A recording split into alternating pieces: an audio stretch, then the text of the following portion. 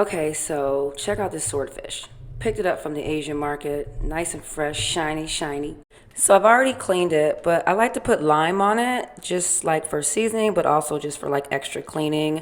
I don't know, it makes sense in my mind. So here we go.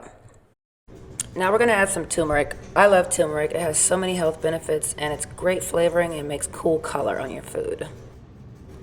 So next, we are gonna add some garlic powder. I love garlic powder. Can't get enough garlic seasoning.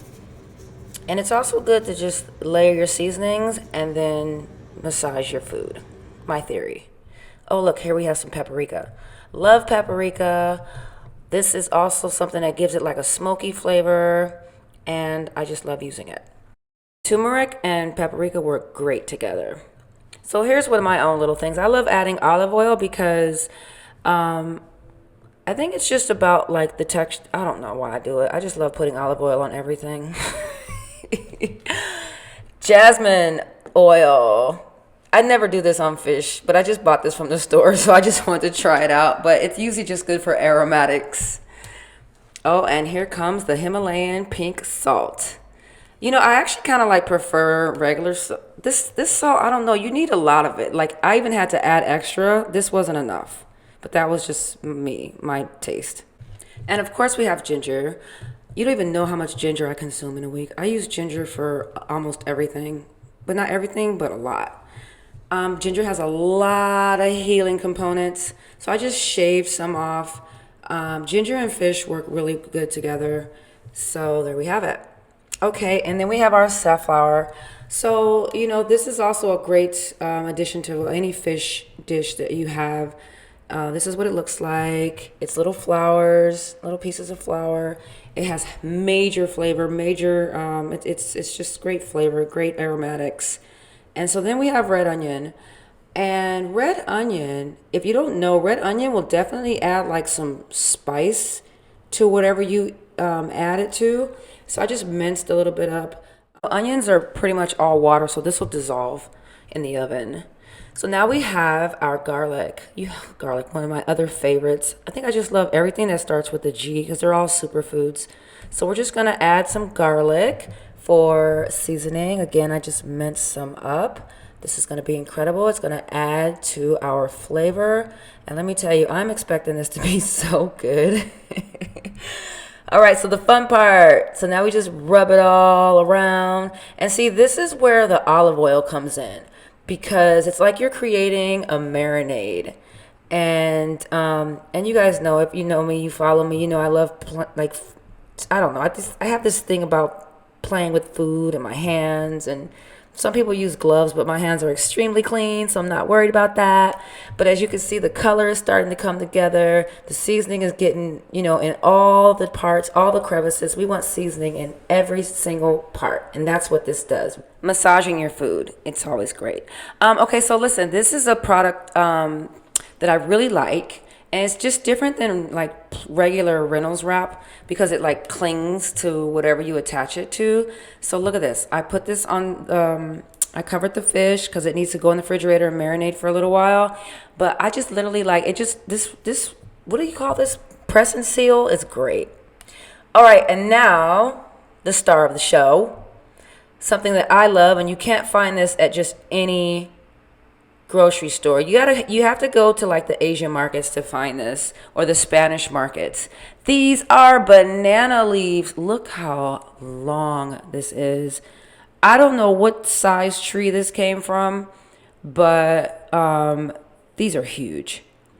And they're very, very delicate. Like when when I cook fish, or meat sometimes, I wrap the fish and the meat with these leaves, but they're not easy to work with. I have to tell you, they break very, very easy. They're very, very fragile. And there's like different techniques that you can use to soften these so that they're flexible and they're more manageable when you're trying to wrap food in them. Some cultures are more better at this than I am, but I'm going to show you a technique that I came up with. So what I did was I boiled some water and I shoved the leaf. I cut it, of course, because it's much longer than this. But boiling it in water and softening it, I really believe that this helps for me. Some people put it on fire. Look, so as you can see, it's like slowly starting to like curl up and get soft, so I can keep folding it and putting it in the pot. And so now we're going to put a cover on it. Again, this is my own technique. See, so as you can see, that big leaf fits inside the pot. So it's just like getting more and more softer. This, which was once a huge hard leaf. So I should definitely be able to work with this now. Okay, so look, I took it out, put it in a wooden bowl. See how flexible it is? I know you remember how difficult this leaf was to bend like this before. So that's why I like this technique. But you can use whatever's comfortable for you. So look, I wanted to show you what it's like to try to fold a raw piece of the banana leaf without it being treated with heat. So you see it folds, fairly easily. Like I put some water on it. I think sometimes you can soak these in just regular cold water or warm water and you can still work with it. Those are like more for the professionals. But see, like I can roll it. There was already a little slit in there, but that's like what happens sometimes because these leaves are so delicate. Now look how easy this is, right? So these are the treated leaves that we had in the hot water. See, it just folds like a lot easier. I'm doing this with one hand because I'm holding the camera. But, these are just like a lot easier to work with once they're treated with some type of heat.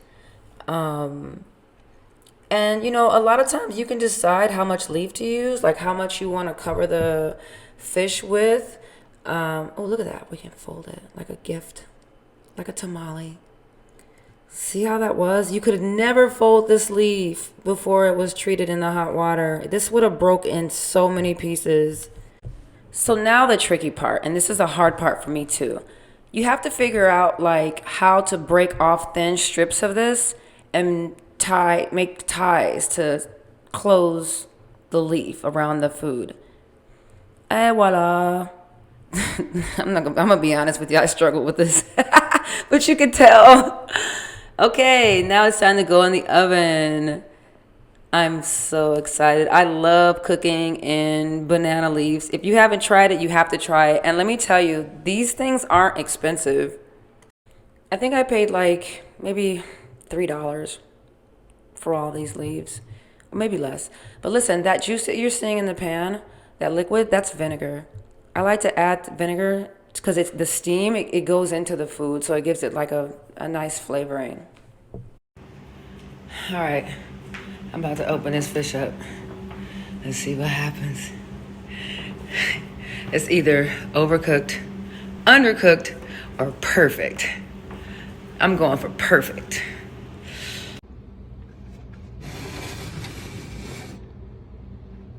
Okay, after 25 minutes, let's see what we got here. Let's see, there's a lot of juice. Oh, by the way, I put I put one in there in the oven with rice in it just because I've never done it with rice. And I know people make sweet rice like this, like mango rice and stuff like that. So I wanted to try this, but I don't think I wrapped it good enough because some of the vinegar got in there. All right, so here's the fish. Here's the first fish. This one was wrapped pretty good, so I'm not expecting that the vinegar juice actually got in there. But this is like the olive oil and all the juices from the fish. Look at that. See the turmeric? It gave it like this really beautiful golden yellow color. Oh, this looks so good. And the thing is, it just depends on the texture that you like your fish. Like some people like it more cooked, some people like it less cooked. But this looks, and swordfish is like pretty thick. It's like a chicken breast almost. So yeah, this looks good. And then there's one final step. One final touch. Look at that. Oh my God, it just breaks off. Like as soon as you grab it, as soon as you touch it, it breaks off. Wow, look at that color. And the skin is still intact. And the skin's cooked. Look at that. Oh my God, this is gonna be so good. Let me try it. All right, so we have us some sweet cream salted butter. Salted butter with salt, gotta love it. So I melted it in the microwave. I hate using microwaves. And I'm adding some lemon to my melted butter. Watch those seeds. You know, and here you can add a little more salt if you want to, even though the butter has salt. Oh, and then we have some thyme. We're going to add some thyme. And I didn't get it on camera, but I added some dill because everyone knows dill and fish are like a perfect marriage. Okay, so here we go. Let's pour it on here, pour it on here. Oh, there's the salt. Okay, you guys caught me. I added more salt. I don't know why. Look at that. Are you looking at this?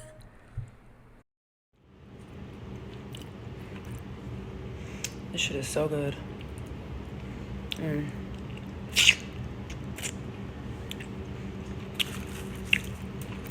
I love eating with my hands.